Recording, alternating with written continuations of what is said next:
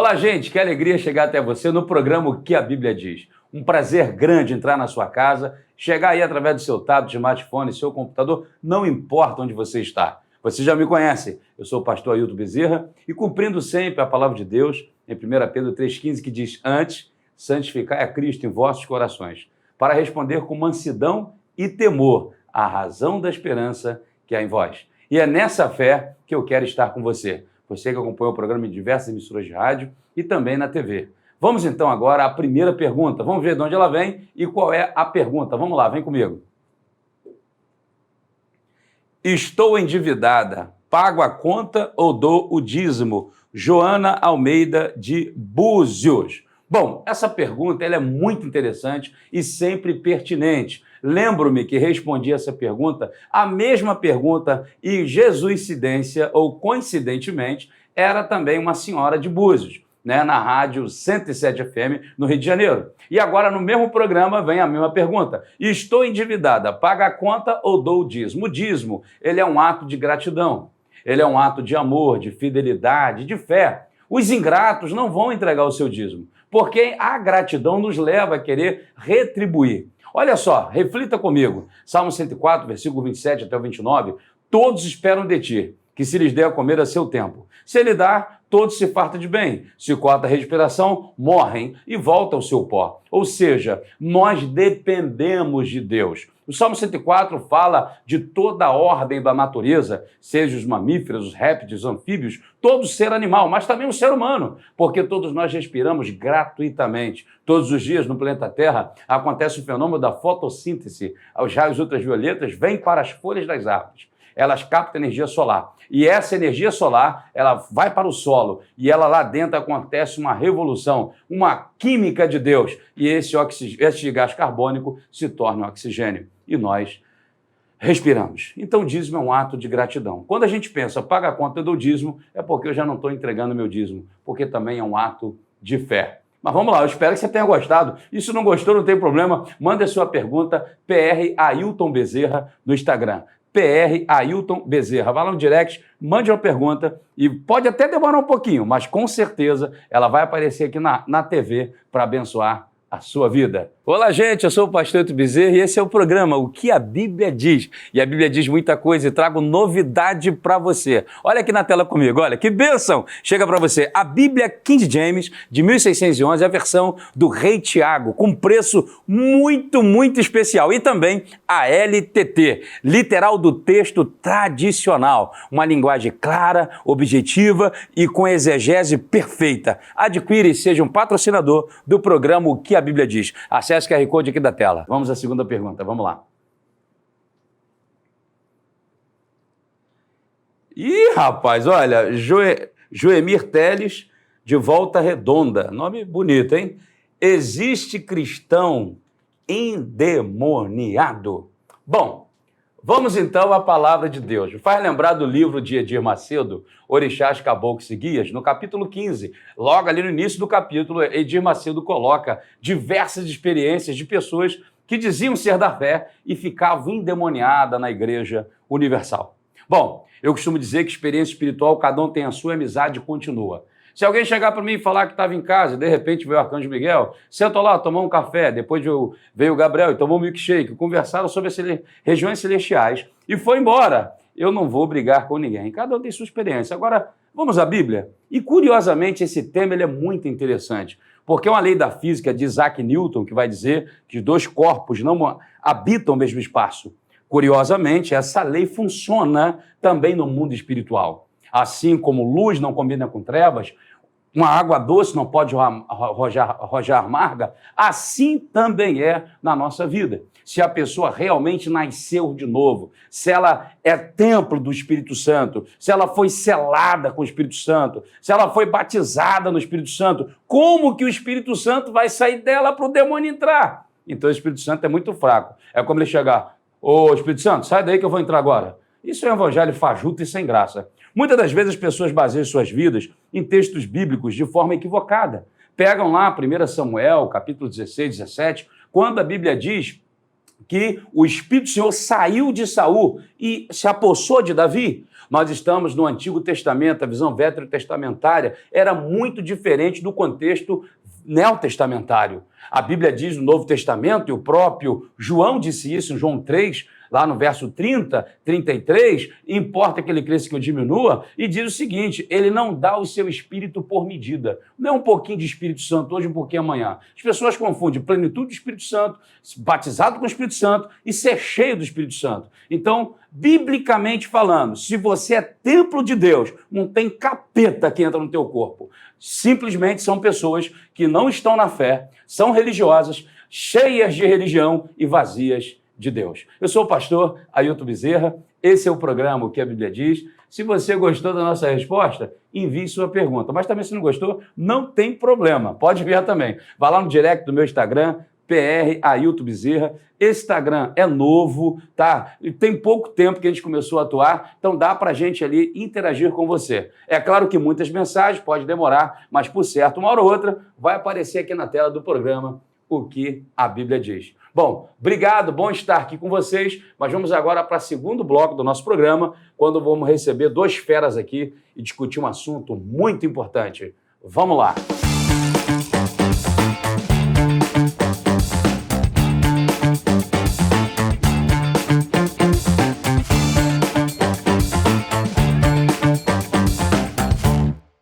Nós vamos falar sobre missões no mundo e a capelania. Como que anda o campo missionário? Quais são os desafios que embate? Existe ainda aquela ideia da janela 1040? Jesus disse, e melhor, né? João escreveu, João 3,16, porque Deus amou o mundo de tal maneira que deu o seu Filho unigênito, para que todo aquele que nele crer não pereça, mas tenha a vida eterna. Capelania, será que a turma está pensando? Essa palavra de Mateus 20, 28, né? O Filho do Homem não veio para ser servido, e sim para servir. Os cristãos de hoje querem servir ou querem ser senhores? Para discutir esses dois temas que intrinsecamente se tornam um, estou recebendo ele, o capelão Jorge Lacerda, ele que é coronel reformado, não, psicanalista. Quase reformado. Da reserva. Da reserva. Psicanalista clínico, professor de diversas faculdades, atua conosco, é amigo e parceiro e também autor de alguns livros editados pela editora Crescimento ultimamente.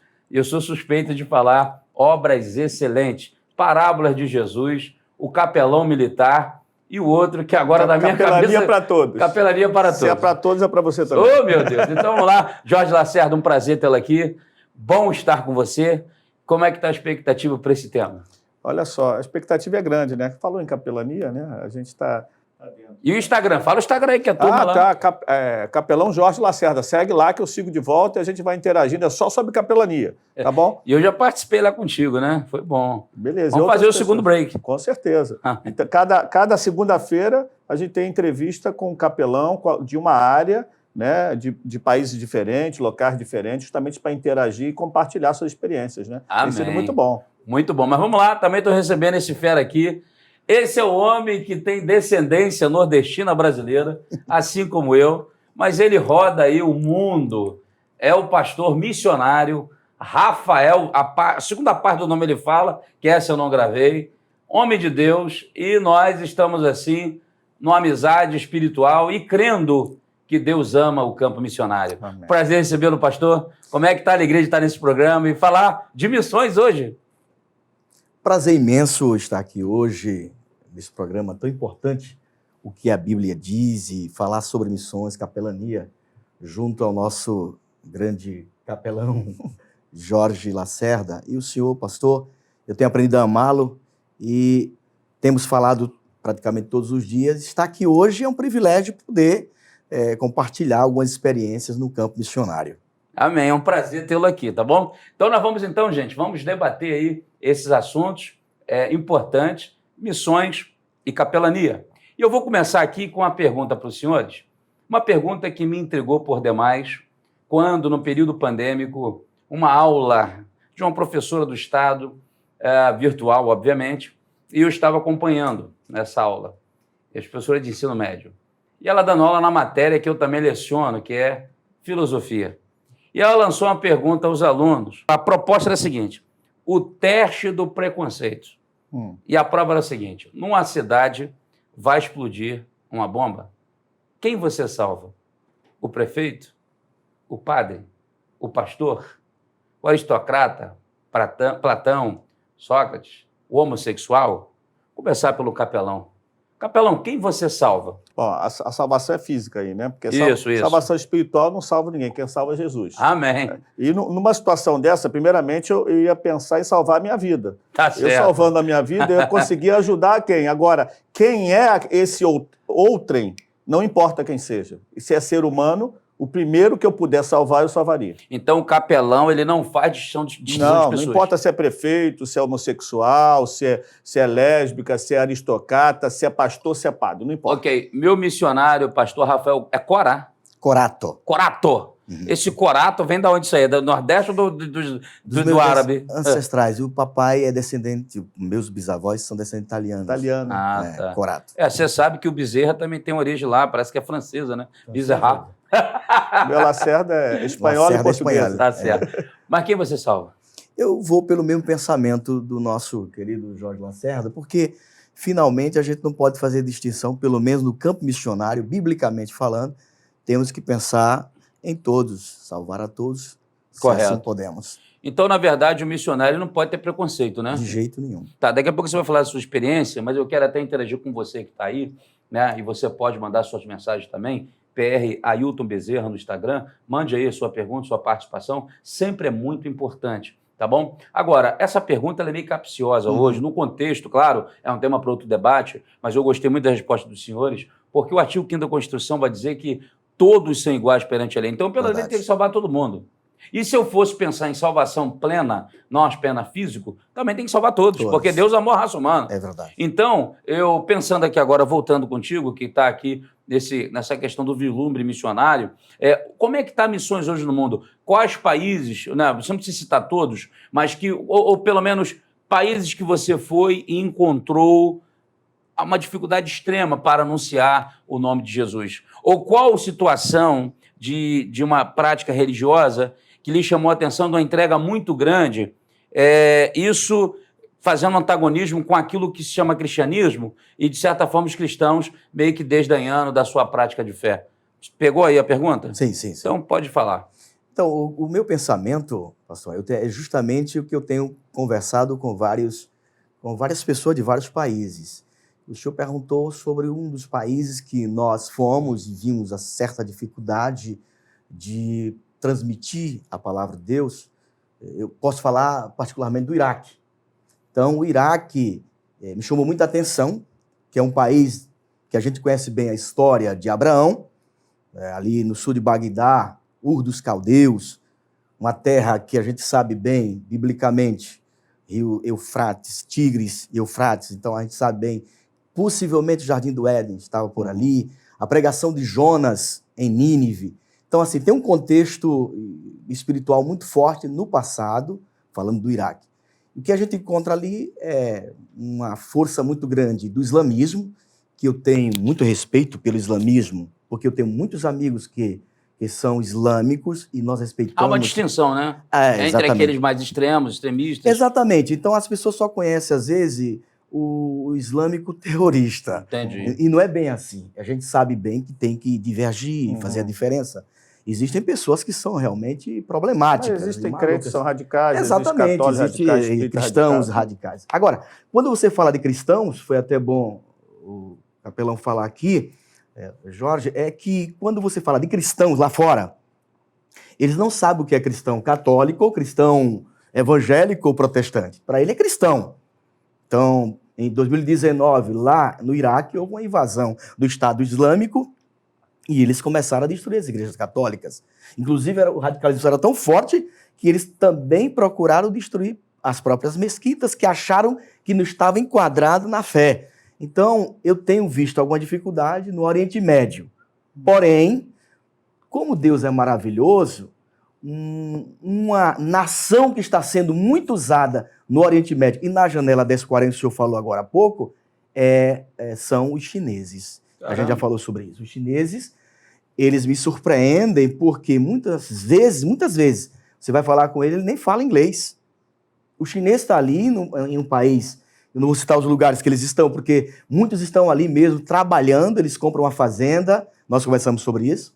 Na fazenda que eles compram, eles conseguem trazer os funcionários.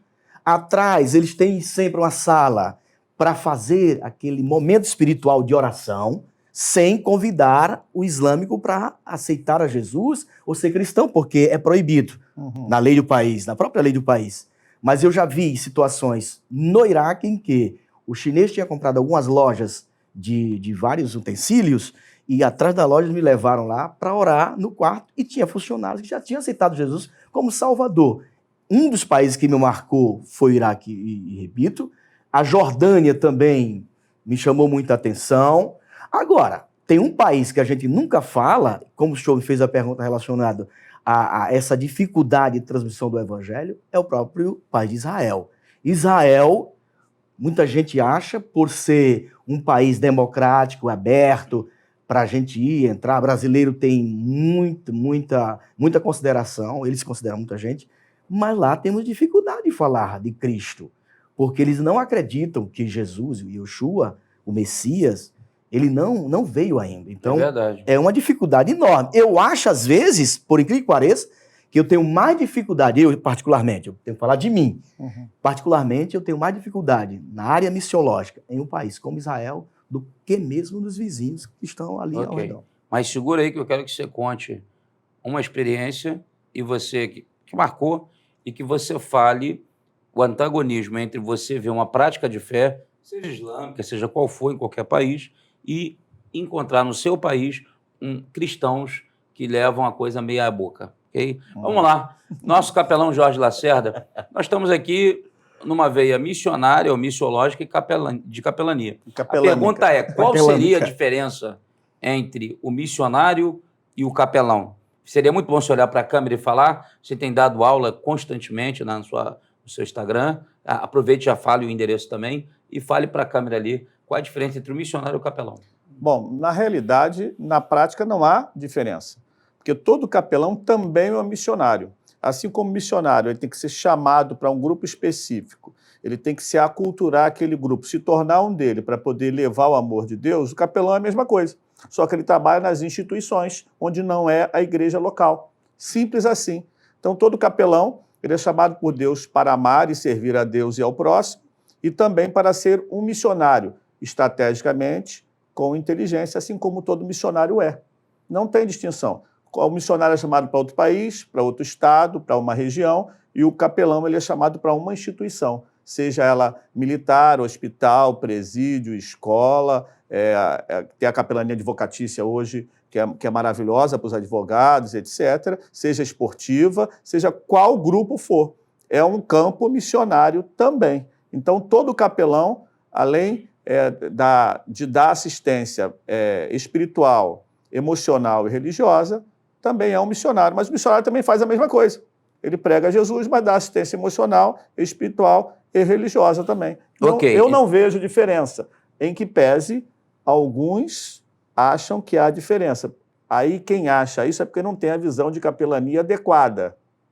Tá? Precisa ser ajustada um pouquinho. Mas nada de que ele não me siga no Instagram, Capelão Jorge Lacerda, e a gente oriente. Beleza. Então, aí daqui a pouco você vai voltar contigo falando de um desafio que você encontrou, porque você não foi só capelão civil, você foi capelão militar. Então, seria interessante falar sobre isso daqui a pouco, mas eu volto aqui com o meu querido pastor Rafael, nosso missionário aqui, para que ele possa expor aí agora para nós uma experiência que realmente marcou e essa diferenciação de você ir num país, ver a prática daquela fé, não importa qual seja, aqui não é questão de falar das religiosidades de ninguém, Claro.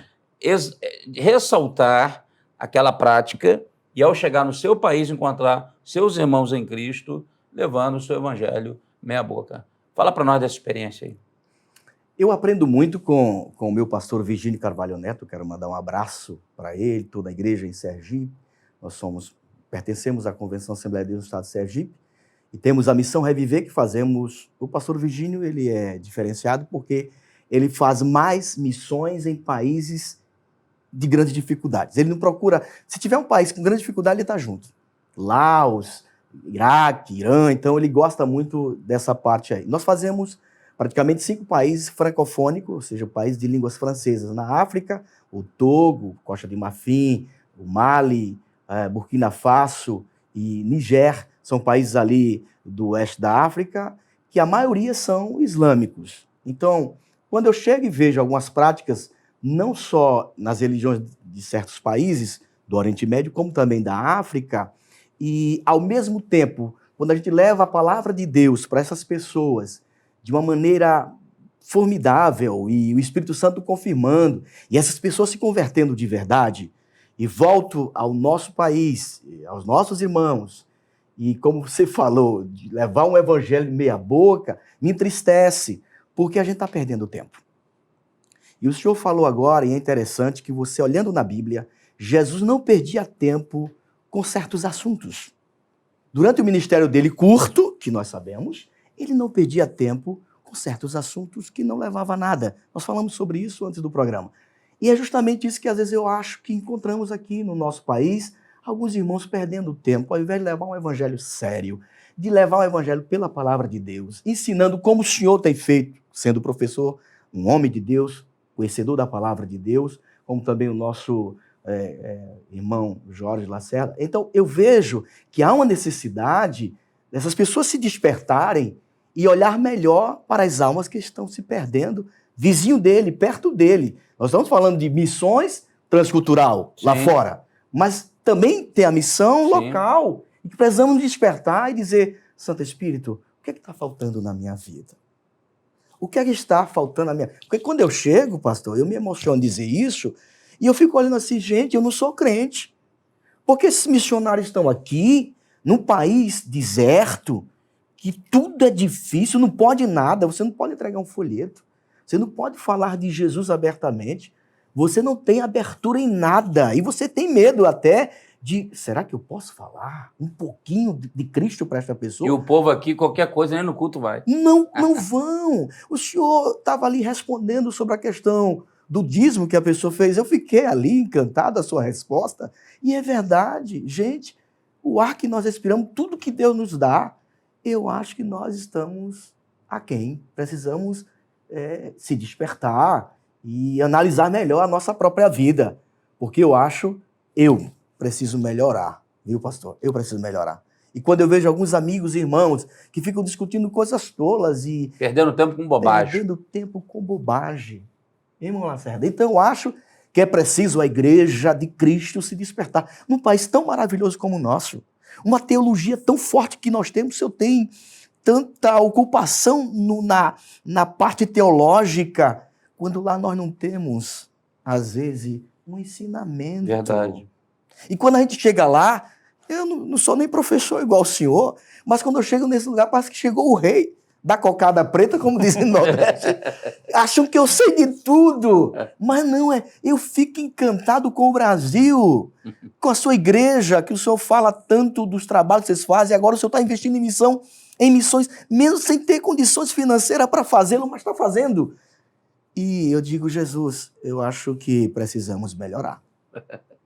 E essa emoção que você está sentindo, ela é real, porque, é como eu dizia, né, tem um livro muito legal, 7 Leis do Ensino, não sei se os senhores leram. Eu leio. O autor é Andrew, alguma coisa, ele fala o seguinte, uma mente fala uma mente, mas apenas um coração pode falar um coração. Glória a Deus. Então, o apóstolo Paulo, foi justamente o que ele falou, quando ele chega no berço de tudo, 1 Coríntios 2,4, a minha pregação não consistiu em sabedoria, de sabedoria humana, mas sim demonstração do Espírito e de poder. E o poder está na humanidade.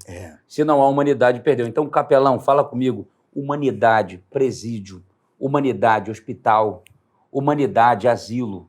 Humanidade, pessoas na rua. Humanidade. A gente sabe que há uma veia e alguns pontos cruciais da discussão.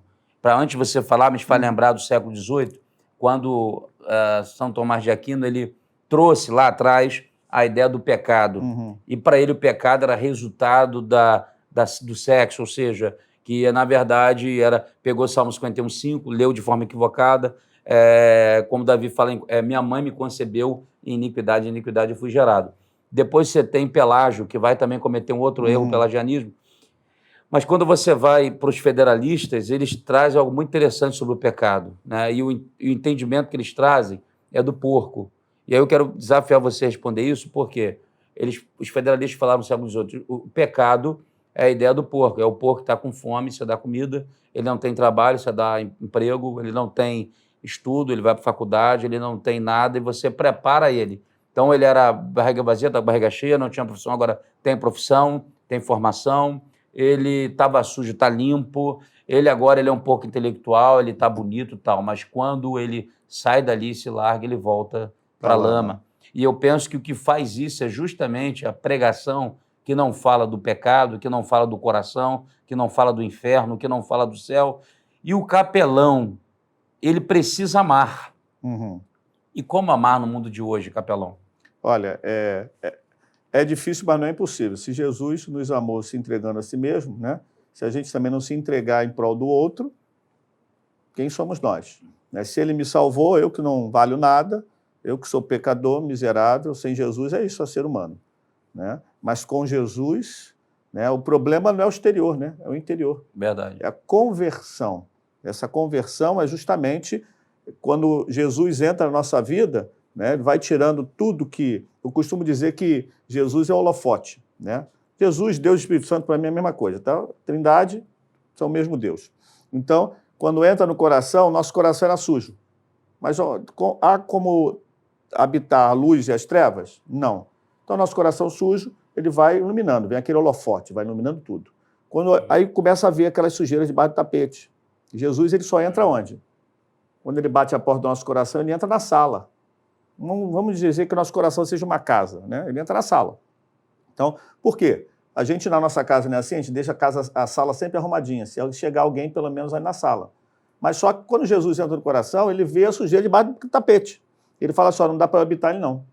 Porque tem aquela sujeirinha. Então, ele vai trabalhando no coração da pessoa para que a pessoa vai se arrependendo, pedindo perdão, consertando a sua vida. Só que o desejo de Jesus, o desejo de Deus, do Espírito Santo, não é ficar só na sala. É ocupar o coração todo, mas ele não arromba o coração. Quem arromba é o inimigo. Então, Jesus, o que é que ele faz? Qual é o outro cômodo da sala, da casa, que a gente deixa sempre limpinho se alguém precisar chegar e ir lá? Qual é? Depois da sala? É o banheiro. A pessoa precisa ir ao banheiro, deixa sempre limpinho. Só que ele chega lá no banheiro, ele vê aquela sujeira que está debaixo do tapete e fala, não dá para habitar aqui não. Para habitar aqui, essa sujeira tem que sair. E para sair, a pessoa precisa se arrepender, precisa ir lá tirar aquela sujeira, porque não há como, porque o santo... Dois corpos não habitam no mesmo espaço. Ao mesmo tempo. Ao mesmo tempo. Ao mesmo tempo. Né? Separadamente, mas ao mesmo tempo não. Não tem como. Aí Jesus entra no banheiro, faz aquela limpeza, ajuda, né, a pessoa se restaurar, limpar, santificar. Né? Santificação é isso. Menos pecado, mais de Deus. E aí vai crescendo espiritualmente, né, que a nossa vida cristã é um degrau. Aonde que ele quer entrar depois? Ele quer ir lá na cozinha, tomar aquele cafezinho, né, no copo de geleia. Lá no final, do que aquele cafezinho. Esse é um Jesus simples mesmo. Simples. É o da Bíblia. Nordestino ele. Exatamente. Então, a ação do capelão é a ação de todo cristão, pelo menos deveria ser, que é a ação de parar para amar. Amar Deus sobre todas as coisas é o próximo a ti mesmo, que a capelania é uma ação humanitária, independente da religião que o outro tenha. O capelão está aqui para estender a mão, chorar com os que choram e transmitir o amor de Deus na prática, mais do que na teoria. Porque existe até um ditado popular que eu não consigo ouvir o que você está falando porque o teu exemplo está me arrastando. Tá então, certo. o capelão ele prega através do exemplo e parando para amar, independente de quem seja, independente da sua condição. Ok. O nosso programa está terminando. Mas Já? Já. E o cronômetro está rolando ali, eu estou vendo. Faltam só 9 minutos para terminar. Mas você não me respondeu a experiência que você teve daqui a pouco, tanto na capelania militar quanto na civil. Uma experiência que marcou. Por final, fica bom. Então, eu volto aqui com o nosso missionário, que se emocionou ao falar do campo, ao falar das experiências, e ver uma igreja brasileira, muitas das vezes, desdenhando ou desvalorizando muita coisa. Agora, nesse intercâmbio que Deus lhe deu, né, você lembra de onde você saiu, né? Cada um tem uma história, né? E o curioso é que Jesus ele é marcado como Jesus de Nazaré. É. Né? Você vê que nem acreditaram quando o André chama Pedro, fala para Pedro, João capítulo 1, verso 42, depois no mesmo capítulo, Filipe vai chamar Natanael, e Isso. Natanael fica assim, aí Jesus chama ele pelo nome e tal, e ele perguntou, mas que é de Nazaré? Pode ver alguma coisa boa de Nazaré? De onde você veio, meu irmão? É interessante. Eu sempre lembro-me, pastor, sobre esta parte de Natanael. E como você foi parar em Xerém? Então, exatamente. Eu sou de Matriz de Camaragibe, até um dia desse eu brinco, não tinha no mapa, né? Então, sou de Alagoas, entre Maceió e Maragogi, todo mundo conhece, e o Senhor me chamou logo cedo. Então, desde criança, eu sirvo ao Senhor e com muita alegria, porque não há nada melhor neste mundo que servir ao Senhor e com alegria. E ali Deus começou a trabalhar no meu coração. Eu pensava em engenharia mecânica, eu sempre gostei dessa parte industrial e cheguei a fazer estágio, enfim. Mas depois Deus me levou ao caminho da teologia para estudar, porque eu sentia no meu coração uma chamada. Eu aproveitei os momentos que Deus deu, comecei a trabalhar junto ao pastor Napoleão Ribeiro Falcão, preparar cruzadas, pastor Gesiel Nunes Gomes, pastor Decaso Takayama, e aquilo foi me enchendo de alegria. Eu disse, tem que fazer uma coisa que esses homens estão fazendo, então certamente eu quero fazer também. Então Deus falou no meu coração, Deus falou comigo que eu iria ultrapassar fronteiras, iria em países, etc. Então eu percebi que Deus estava me chamando. Um dia eu fui convidado para uma obra missionária, era um congresso missionário no Porto, Portugal, no norte. Eu fui para Portugal, gostei muito da Europa. Depois Deus foi trabalhando, foi quando Deus me chamou de uma vez, eu fui para a Europa. Então fiquei praticamente quase 20 anos na França, trabalhando, fazendo a obra de Deus. E é curioso que nós falamos do Oriente Médio, falamos de Israel e da África, mas hoje a realidade da Europa é decadente, espiritualmente falando. E o senhor falando de história, e a gente sabe muito bem, até mesmo quando eu vou evangelizar, até o dia de hoje, um francês, por exemplo, e eu termino aqui, e ele sempre me questiona por causa de Joana d'Arc, porque ela nasceu possivelmente em 1412, ali na região de Lorraine, ali entre Lyon e Paris. Depois, aquela jovem menina se torna a guerreira valente que tira das mãos dos borgônios e dos ingleses e libera a França. E ela mesma provoca a coroação do rei em Rouen. E eu fico imaginando como a igreja, na época católica, se revoltou por causa disso. Porque era uma guerreira dizendo que Deus revelava as coisas. E, finalmente, hoje, quando você vai pregar o evangelho para alguns franceses, eles dizem, então, aquela mulher que foi queimada em praça pública em Rouen, que é Joana d'Arc, e ela foi considerada herege, e hoje ela é a padroeira da França, 5 séculos depois ela é canonizada. Isso é uma confusão muito grande para a gente, francês. Eu disse, não, realmente você tem razão, são fatos históricos, mas uma coisa eu vou lhe dizer, esqueçamos isso, Jesus é melhor. Esse dia eu estava falando com um cientista na casa do Davi Luiz, o jogador, ele é cientista francês, e ele falando ali, eu e Davi Luiz, e o empresário dele, o Taran, e eu disse assim, sabe de uma coisa, eu vou lhe dizer, a melhor maneira de te mostrar como Jesus é bom é te dando um abraço, te dei um abraço deles, eu te amo, hombre! Je t'aime, quer dizer, em francês, né? Je t'aime, mon frère. Eu te amo, meu amigo. Eu te amo, meu irmão. Então é isso. Essa experiência de eu ter saído de Matriz de Camaragibe, como o senhor perguntou. Quantos anos? Isso já... Eu saí... Eu tinha mais ou menos uns 22 anos, 23 anos no máximo. Então, assim, as pessoas vão achar que eu tenho apenas 32 anos, mas eu tenho 51. Né? Eu tinha dito para o nosso capelão... Não é mais novo que eu, fica tranquilo. Eu achei que eu era mais novo, tem um cara de mais jovem, ele é mais jovem, ele tem cara de mais jovem. Mas eu quero... É meu amigo. Expressar esta gratidão a Deus, não que eu seja melhor que ninguém, privilegiado, mas eu acho que Deus quis mostrar que uma chamada é importante e você deve cumpri-la. Amém. Que Deus te abençoe. Prazer recebê-lo aqui. Daqui a pouco você vai dar as considerações finais mesmo, com seus contatos. Nosso tempo está acabando, mas vamos lá.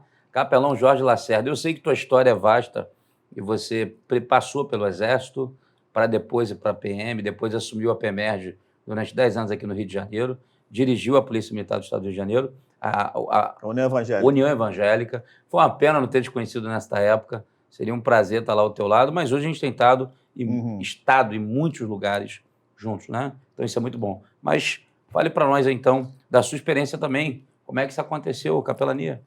A minha experiência para ir para a capelania da Polícia Militar, isso foi um milagre de Deus, meu amigo. Um milagre. Eu senti o chamado para ser capelão em 87, quando eu estava fazendo meu curso de sargento na ESA, Escola de Sargento das Armas, quando não tinha capelão evangélico, só era católico. O Major Zé Maria era o padre capelão da ESA. Ele estava pregando, dando aula de moral e cívica. Vocês tiveram aula de moral e cívica? Sim, somos da mesma idade, então. Quem não teve é só jovem, né? Então, naquela época, moral e cívica, e tinha o auditório da ESA lotado de alunos. E aí, quando ele começou a falar, Deus começou a tocar no meu coração sobre capelania. Mas eu não sabia o que era capelania. Eu fiz por associação. Já que padre pode ser capelão, eu tenho chamado pastoral, então pastor também deve ser. Eu raciocinei assim, durante a palestra toda, ele falando e Deus falando no meu coração. Quando terminou a palestra, o que eu fiz? Levantei a minha mão. Alguém tem alguma pergunta? Eu falei, tenho. Como é que eu faço para ser capelão? Aí meu apelido passou a ser padre na ESA. Todo mundo, aquele quer ser padre, porque só era capelão, só tinha padre. Aí ele falou, meu filho, me procura na capelania depois para a gente conversar. Aí, depois que terminou tudo ali, eu fui procurar na capelania. Claro que ele me levantou minha ficha toda antes, né? Antes de entrar na capela, que tem até hoje lá na ESA, em Três Corações, estivemos lá no final do ano passado com a minha turma, completou 35 anos, fomos lá comemorar. Aí quando eu cheguei lá, ele falou assim, meu filho, qual é a sua religião? Nem entrei na capela. Qual é a sua religião? Eu falei evangélico. Ele, meu filho, segue seu rumo como sargento, que só quem pode ser capelão é padre, você nem católico é. Tchau e bênção. Eu nem entrei na capela. Aí eu, meia volta, vou ver, permissão para me retirar e um banho de água fria. Mas eu costumo dizer que quando Deus chama, não assovia nem faz psiu. Deus chama. Uau. Senti o toque, o chamado de Deus ali. Terminou o meu curso, eu fui classificado aonde? Na Academia Militar das Agulhas Negras. Cheguei lá em 88. Em 88, a Constituição virou. Em 89, começou a entrar pastores. O primeiro pastor que entrou, era prova de títulos, foi um pastor e 14 padres. Que bom, a prova de título na época era mole, né? O maior título é ser amigo do general, né? Era mole. Quem entrou? Pastor Wagner Gabi, da Assembleia de Deus, lá de Curitiba, do Paraná, e 14 padres. Só que o oficial que foi responsável pelo estágio dos capelães na AMAN era meu chefe. Eu trabalhei com ele, ajudei a formar os capelães. Fiquei sabendo tudo sobre capelania. Em 89, em 90 teve outro estágio, um pastor e 3 padres, o pastor ficou reprovado porque não sentava com os padres. A capelania é uma ação humanitária, os capelães trabalham juntos, independentes da religião. Então, ele trabalha interreligiosamente e também de forma ecumênica. Tá? Não tem como fugir disso, a visão da capelania. Então, ele foi reprovado porque ele não sentava com os padres. Em 91, último estágio sem concurso. Entrou um pastor presbiteriano, Walter Melo, já está na reserva, e 13 padres, 91. Terminou o estágio, eu ajudei, fiquei sabendo tudo, a legislação, como é que fazia para ser capelão, não tinha nem para o seminário ainda. Em 91 fui transferido para o Rio. Fui direto para o seminário, me formei, depois, agora serei capelão. E minha ideia era Exército, Marinha e Aeronáutica, bombeiro. PM nem entrava na minha lista. Aí eu fiz um concurso em 96, quando eu terminei o seminário, já era pastor, já há 3 anos, já tinha idade mínima e tal. Eu fiz o concurso, reprovado. Aí, isso em 96. 98, 3 concursos. Um para Exército, para Marinha e Corpo de Bombeiro do Rio. 2 vagas Corpo de Bombeiro do Rio. Falei, esse ano eu tenho que passar.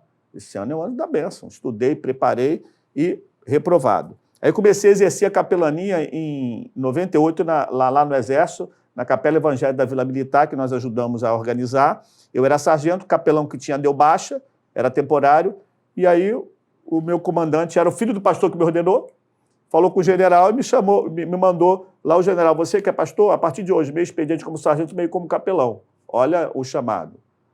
Fui lá para aprender como é que é ser capelão, vim para o seminário e agora já comecei a exercer de fato, mas ainda não de direito. Você ajudou a construir alguma coisa ali? Sim, a Capela Evangélica da Vila Militar nós ajudamos ali. Sim, ajudamos ali. E exerci a função de capelão, na ausência do capelão, mas de fato, mas não de direito. Que coisa, hein? Entendeu? Quando Deus chama é assim. Fiquei de 99 até 2002, quando eu passei no concurso da polícia.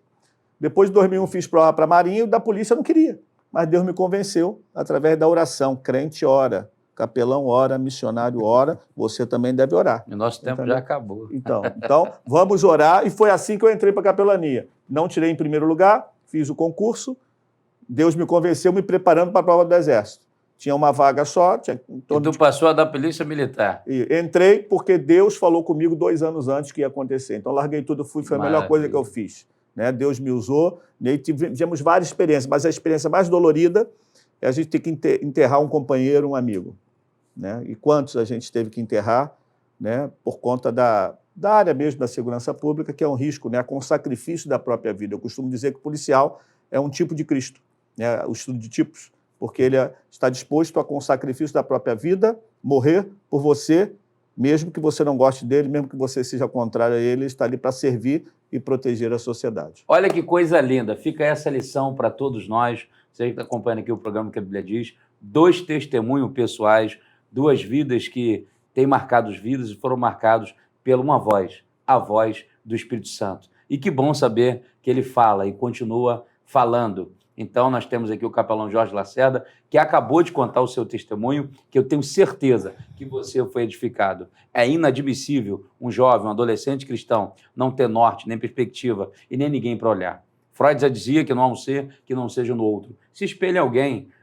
Os programadores da neurolinguística falam sobre a modelagem. Tem um modelo e modelo em alguém, porque nós temos que avançar. Então, pare de andar com a cabeça para baixo, olhando para o chão. Olhe para cima. Deus tirou esse homem lá de... Como é o nome do lugar mesmo? Matriz de Camaragibe. Matriz, não sei Alagoas. Embora que ele foi parar em Xerém é Rio de Janeiro, é Duque de Caxias, é Brasil, né? Mas é um homem que viaja em muitos lugares. Diz lá o contemporâneo dele, da sua cidade, o Cláudio Duarte, ele zoa muito, né, brincando, falando de Xerém. Mas Xerém é uma terra abençoada, eu conheço, estou pertinho dali. Que Deus te abençoe, pastor. Obrigado. Prazer tê-lo aqui conosco e que possamos fazer muitas viagens, levando muita gente para conhecer aí muitos lugares, com esse viés espiritual, missionário, evangelístico, tá bom? Seus contatos finais, olhe para a câmera, se alguém quiser te acionar, não sei se o senhor tem tempo para pregar e contar o seu testemunho, suas viagens missionárias, faça, por favor, aí. Sou servo para servir, meu nobre pastor, estou à disposição para seminários, para congressos, cruzadas, eu amo demais, então assim, estou à disposição da obra e do reino de Deus. Quero mandar também um beijão para minha esposa, Jane Reis, para João Lucas, para minha família em Xerém, família Reis. Eu vos amo. Obrigado, pastor. Tem algum contato seu, pessoal? Falar? Corato Rafael, @Corato Rafael é o meu Instagram. Okay. E o telefone é o 21 970 22 6660. Amém. Ele falou Xerém com sotaque, viu? Mas vamos lá, querido Jorge Lacerda, nosso capelão, seus contatos, a maneira para pessoas convidar você para dar palestra e tal. E lembrando que estaremos juntos em vários eventos aqui no Rio de Janeiro, né? Com certeza. Tem coisa boa vindo por aí. Falou em capelania, principalmente, ação missionária, teologia, filosofia, psicanálise, estamos juntos. É reino e estamos juntos. É verdade, é reino. Então, capelão Jorge Lacerda no Instagram, nas redes sociais, só nos seguir lá, exclusivamente sobre capelania, que é o meu nicho principal. Mas, é claro, a reboque disso vem o amor de Deus que está aí para te ajudar. Tamo juntos. Amém. Amém. Obrigado, Deus abençoe. Queridos, esse foi mais uma edição do programa O que a Bíblia diz. Deus abençoe toda a Agnus Play, a rede para o bem. Eu sou o pastor Ailton Bezerra. Vem comigo, vem coisa boa e sempre vem. Esse foi mais um programa. Deus abençoe a todos.